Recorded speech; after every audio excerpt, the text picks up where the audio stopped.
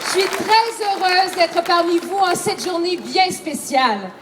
La ville a un peu changé, mais il y a au moins deux choses qui tiennent encore debout.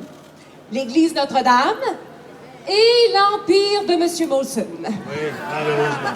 Bon, alors, bienvenue parmi nous, Mme Gamelin. Merci. Alors, en second lieu, vous connaissez tous le parc, l'Institut psychiatrique, le tunnel, mais saviez-vous que Louis-Hippolyte Lafontaine a été le premier ministre démocratiquement désigné de tout l'ensemble du monde colonial, tout empire confondu.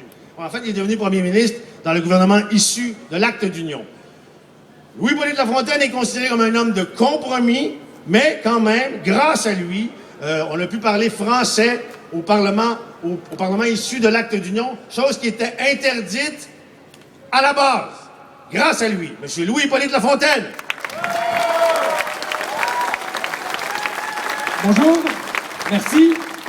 Alors, j'ai en effet pu constater, en me promenant partout dans les rues de Montréal, que la bataille pour le français n'est pas encore gagnée. Et c'est drôle parce que c'est justement ici que nous avons débattu pendant tant d'années et que nous avons réussi à obtenir une des plus importantes revendications des patriotes, le gouvernement responsable. Oui, c'est vrai ça. Merci, M. Lafontaine. Troisième invité, bon, évidemment, tout le monde connaît son mari, hein? Il y a une rue, une station de métro à son nom, mais qui a dit que derrière chaque grand homme se cachait une femme? Et quelquefois, elle ne se cache pas tant que ça. Je vous la présente, Mme Julie Papineau et sa fille Isilda. Ouais! Bonjour! Évidemment, à l'époque des Patriotes, la place d'une femme était toujours derrière un homme. Je suis contente de voir que les choses ont changé. Vous avez une femme première ministre. Ouais! Je trouve quand même que ça vous a pris beaucoup de temps. Je veux juste vous dire comme ça en passant que les Anglais en ont eu une avant vous. Ouais, bon. Faut bien se le dire quand même. Mais merci, Mme Papineau. Sa mort a fait l'objet d'un film magnifique. Il a aussi donné son nom à une rue. En fait, notre prochain invité est en quelque sorte le héros tragique de la lutte des patriotes, puisqu'il a, comme 11 autres de nos compatriotes, fini sur l'échafaud. Je vous présente M. François Thomas Chevalier Delormier.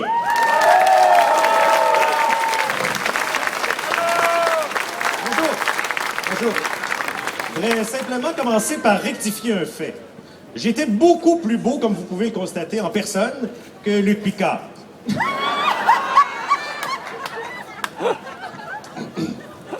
Je suis quand même très heureux de voir que le Québec d'aujourd'hui n'est plus la terre d'oppression et d'injustice qu'elle était à mon époque. Mais évidemment, vous n'avez pas encore réglé la question fondamentale, hein, si je me trompe. Non, pas encore, non, malheureusement. C'est quand même un peu étrange parce que vous vivez à une époque où votre principale obsession est d'avoir le plus de contrôle possible sur vos vies et vous donnez le contrôle politique à une autre nation. Ouais, je sais. Ouais. Il doit y avoir quelque chose que je comprends pas, en fait. Peut-être que nous étions trop idéalistes? Ah, d'accord. Vive la République! Je ne regrette pas du tout quand même d'avoir donné ma vie au nom de la cause de la liberté. Et je terminerai en disant que je trouve ça un peu étrange quand même que la prison du pied du courant où j'ai été pendu soit maintenant un commerce d'alcool. Oui, c'est un commerce d'alcool. D'accord. Merci, monsieur. Je partage effectivement votre point de vue de Lorimier. Évidemment, les lieux ont un peu changé. Oui, on peut dire que pas très loin d'ici, je peux deviner la rue Saint-Jacques, qu'on avait renommée la rue du sang, en l'honneur des tristes émeutes du 21 mai 1832. Ça, c'est la première fois où des patriotes affrontaient des troupes de l'ennemi. Ouais. Vous vous souvenez des vergers de M. Vigée, juste à côté ici, et les moutons de M. Beaubien sur le chemin Saint-Laurent? Oui, les jardins de l'Hôtel-Dieu. Vous vous rappelez les dizaines de ruisseaux qui dévalaient le chemin Saint-Laurent pour aller se jeter dans le fleuve? Oui. Ah oui, mais par contre, cet endroit me rappellera toujours un certain mois de mai où ces mêmes ruisseaux, qui étaient en fait des égouts à ciel ouvert, hein, ont fait éclore le choléra et la typhoïde. Oui, et d'ici, je vois presque l'endroit d'où sont partis les 58 prisonniers Ils étaient enchaînés les uns aux autres et ils ont pris le bateau pour être exilés en Australie, laissant femmes et enfants pleurant sur le quai. Avez-vous pensé à quelque chose pour vous rappeler de ces vaillants combattants de la liberté? Oui, il y a un grand monument qui leur est consacré dans le Côte-des-Neiges. Et leur nom se retrouve aussi sur des écoles, des stations de métro d'ailleurs aussi. Oui, ce qui vous permet de vous rappeler de Monsieur Pierre Baudry, hein, qui était fils de la liberté. Oui, on a aussi des métros au nom des patriotes de l'époque contemporaine. Je pense à Édouard Montpetit, Lionel Groux, le boulevard René Lévesque aussi. Absolument. Et le peuple parle toujours français, mon cher. C'est le plus important. Oui, mais pour le moment, je dirais. Ça, c'est pas encore acquis. Ouais. Mais la défaite est inscrite aussi dans notre patrimoine, malheureusement. J'ai vu des rues Craig, Elmer, Sherbrooke, Gosford, tous des noms qui rappellent de bien mauvais souvenirs aux gens de mon époque. C'est que le temps des compromis a fini par arriver, mon cher Delorimier. Ah. Au feu et au sang ont fini par succéder la paix et la compréhension partout au Bas-Canada. Quant à vous, monsieur Delorimier, malgré nos divergences d'opinion, j'ai toujours admiré votre courage. Donner sa vie pour un pays, c'est... D'ailleurs, c'est vous la vedette d'un film, hein, pas moi. Pour ma part, j'ai décidé de suivre une autre voie, celle de la diplomatie et de la négociation. En 1848, j'ai accepté de fonder, avec Baldwin, le premier gouvernement unissant des anglophones de l'Ontario et des francophones du Québec. Et je suis fier de m'être battu pour que l'on parle français au Parlement.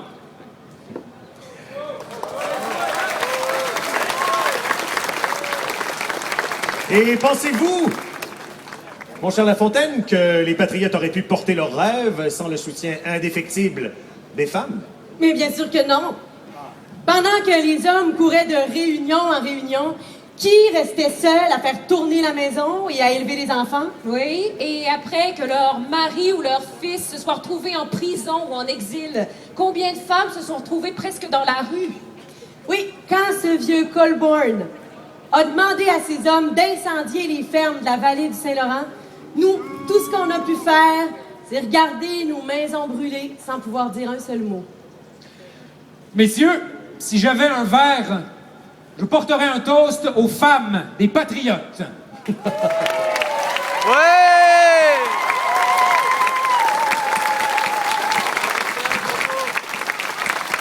Et si on faisait tous semblant qu'on a un verre et qu'on portait un toast aux femmes des patriotes?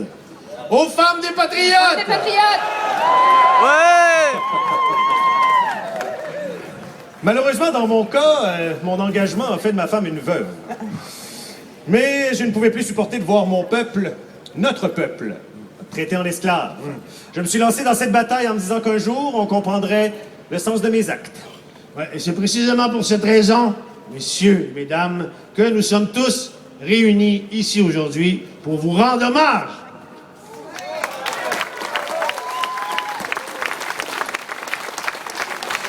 Parce que je pense qu'il faut se rappeler leur histoire, leur combat et leur lutte. Je pense aussi qu'il nous appartient de faire aujourd'hui que les mots qui les ont portés, liberté, justice, démocratie, demeurent un idéal à atteindre. Mais je pense aussi qu'il nous appartient encore plus, de faire que leur combat perdu n'ait été qu'une simple étape, une toute petite pause dans notre marche irrésistible vers notre indépendance nationale. Merci et bonne fête des patriotes!